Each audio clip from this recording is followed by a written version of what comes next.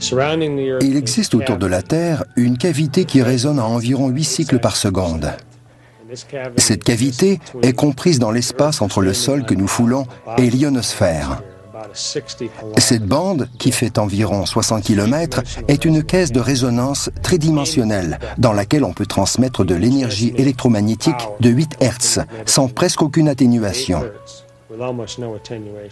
La résonance Schumann tire ces mégawatts d'énergie des éclairs qui se produisent plusieurs fois par seconde partout dans le monde.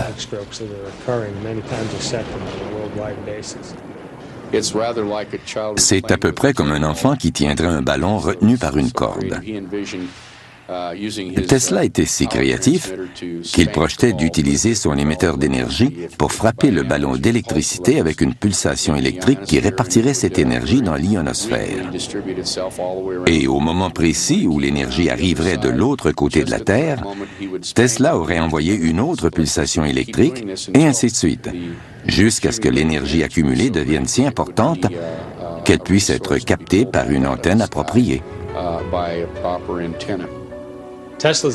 Tesla avait le projet de distribuer l'électricité à tous les humains de la Terre. À l'époque, il y avait 2 ou 3 milliards d'humains sur la Terre qui, le soir venu, vivaient dans le noir.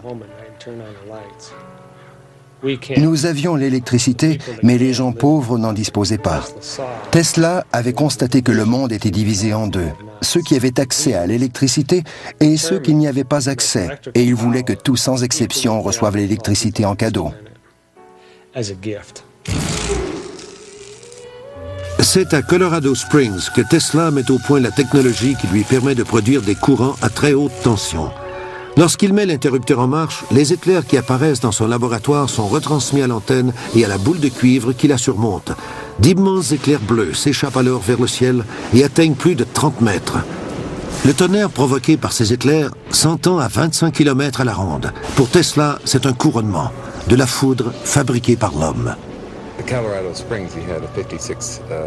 À Colorado Springs, il avait un transformateur de 56 kVA que George Westinghouse lui avait donné et qui pouvait atteindre 55 000 volts. Il s'est servi d'un émetteur pour augmenter la puissance de ce transformateur et a si bien réussi qu'il a fait sauter quelques génératrices de la centrale de Colorado Springs, située à 40 km plus loin.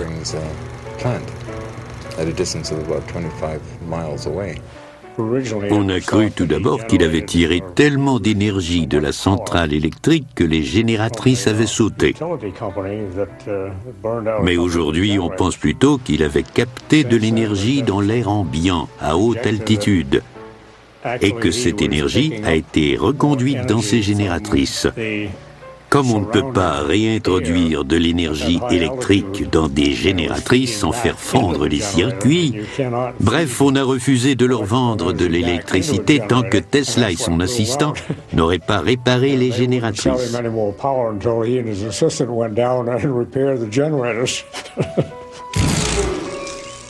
Tesla conclut que les courants d'énergie de la Terre peuvent être utilisés pour transmettre de l'électricité n'importe où sur la planète. Dans des expériences de laboratoire, il démontre que des ampoules électriques sans fil peuvent être alimentées par une source d'énergie située à plusieurs kilomètres du laboratoire. Ces expériences ouvrent la porte à une multitude de possibilités beaucoup plus sinistres. La fréquence des ondes alpha du cerveau humain se situe entre 6 et 8 Hz. La résonance de Schumann vibre à une fréquence entre 6 et 8 Hz. Tous les organismes se situent à l'intérieur de cette même fréquence. Donc, le cerveau, la Terre et tous les organismes vivants ont la même résonance électrique, entre 6 et 8 Hz. En contrôlant cette fameuse fréquence de façon électronique, on peut influencer les ondes cérébrales de l'humanité entière.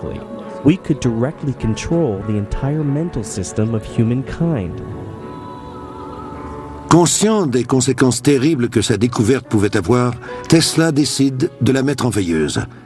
Suite à ces expériences qui s'avèrent plus que concluantes, Tesla décide de quitter Colorado Springs et de revenir à New York. À la recherche de financement, il fraye alors dans le monde de la haute finance, où il fait la connaissance du richissime banquier J.P. Morgan.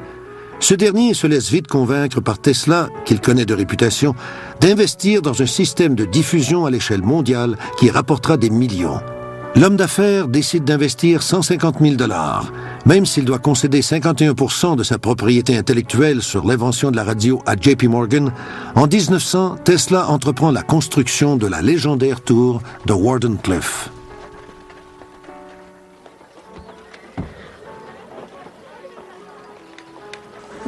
Tesla voulait prouver que l'énergie se retransmettait par ondes radio. Tesla avait convaincu ses investisseurs, mais c'était l'électricité qui l'intéressait avant tout. Alors que la tour est en construction, Tesla apprend que Guglielmo Marconi vient de retransmettre des ondes radio à travers l'Atlantique. Morgan menace de se retirer du projet. Loin de s'avouer vaincu, Tesla transforme le projet de la tour Wardenclyffe en un projet encore plus ambitieux. Il convainc Morgan qu'il peut ériger un système de tours qui lui permettra de capter l'énergie de l'ionosphère. Ces antennes géantes rendront possible la réalisation de son vieux rêve, celui de pouvoir transmettre l'électricité sans fil partout dans le monde, en d'autres mots, de l'énergie gratuite pour tous. Tesla a été traité de fou parce qu'il disait pouvoir générer de l'électricité sans carburant, sans énergie solaire et sans énergie éolienne. Et il le pouvait. C'était bien sûr quelque chose que les compagnies pétrolières voulaient empêcher à tout prix. Tesla était aussi capable de transmettre de l'énergie électrique sans fil à travers l'atmosphère. Morgan a mis fin au projet lorsque les conséquences commerciales sont apparues. Ne voyant aucun profit à retirer des installations de Tesla et convaincu que Marconi monopoliserait la radio, Morgan se retire. Ironiquement, 40 ans plus tard, la Cour suprême des États-Unis déclare que Marconi s'est servi des brevets déjà détenus par Tesla pour mettre au point sa technologie de la radio. Tesla est reconnu pour être l'inventeur de la transmission sans fil. Certains croient que le fiasco de Wardenclyffe n'est pas qu'une affaire d'argent. Ils soutiennent que Tesla lui-même aurait sabordé son projet de peur qu'il ne tombe entre les mains de gens peu scrupuleux, causant ainsi plus de mal que de bien aux hommes et à la planète.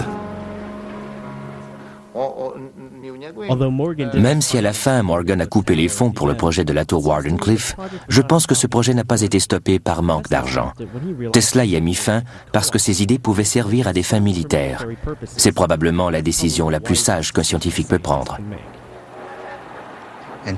Pour la première fois, Tesla reconnaît dans un article publié dans le New York Times que Wardenclyffe pouvait être utilisé pour abattre des avions. Il a fait marche arrière avant qu'une catastrophe dont il aurait été responsable se produise. Parce qu'en étant capable de soutirer et de diriger l'énergie de l'ionosphère, quelques 2 milliards de volts, il était en mesure de détruire une ville, une arme encore plus dévastatrice que la bombe atomique. Tesla a-t-il découvert l'arme de destruction ultime? La réponse à cette question n'est toujours pas claire. En 1915, une rumeur veut que Nikola Tesla et Thomas Edison reçoivent conjointement le prix Nobel, mais la rumeur s'avère fausse. 2 ans plus tard, Tesla reçoit la médaille Edison décernée par l'Institut américain des ingénieurs électriques. Toute la crédibilité que cette récompense aurait pu lui apporter est vite détruite par la propension de Tesla à se vanter que Wardenclyffe peut être utilisé pour modifier les conditions atmosphériques. Pendant la guerre, ils ont démoli la tour parce que les militaires croyaient qu'elle servait à espionner. 2 ou 3 charges de dynamite ont été nécessaires pour la faire tomber. Elle était si bien construite qu'ils ont eu du mal à la démolir. Mais avant que la tour ne soit détruite, on a fait des expériences sur les ondes scalaires. Tous les oiseaux, les mouettes, avaient déserté la région dans un périmètre de 30 km. Les pêcheurs se sont plaints qu'il n'y avait plus de poissons dans une zone de 15 à 25 km pendant que la station opérait. Les animaux avaient le même comportement étrange que l'on peut observer durant le jour ou les heures qui précèdent un tremblement de terre.